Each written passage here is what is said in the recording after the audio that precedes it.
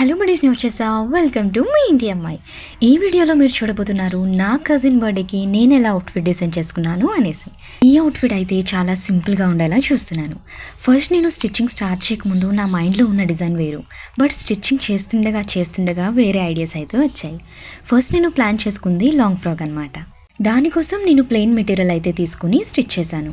Sleeves part కూడా ప్లెయిన్గా ఉంటే బాగోదు అనేసి సేమ్ కలర్లోనే ఇలా సింపుల్ వర్క్ ఉండేలా 1 మీటర్ నెట్టెడ్ ఫ్యాబ్రిక్ తీసుకుని ఇలా ఫుల్ స్లీవ్స్ అయితే పెట్టాను.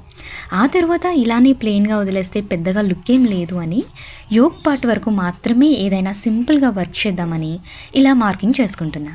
సో షాప్కి వెళ్ళి వర్క్కి సంబంధించిన మెటీరియల్ అయితే తీసుకొచ్చాను. ఫస్ట్ ఆఫ్ ఆల్ నేను అనుకున్న అవుట్ఫిట్కి అయితే 1 డేలో కంప్లీట్ చేయొచ్చు అనుకున్నాను, కానీ పోను డిజైన్ పెరుగుతూ టైం ఎక్కువ తీసుకుంది. ఈ అవుట్ఫిట్ కంప్లీట్ చేయడానికి అయితే 5 డేస్ అలా పట్టింది. అంటే కంప్లీట్ ఫుల్ డే అయితే కాదు, బోర్ అనిపించినప్పుడు అలా ఒక 1-2 అవర్స్ అయితే స్పెండ్ చేశాను.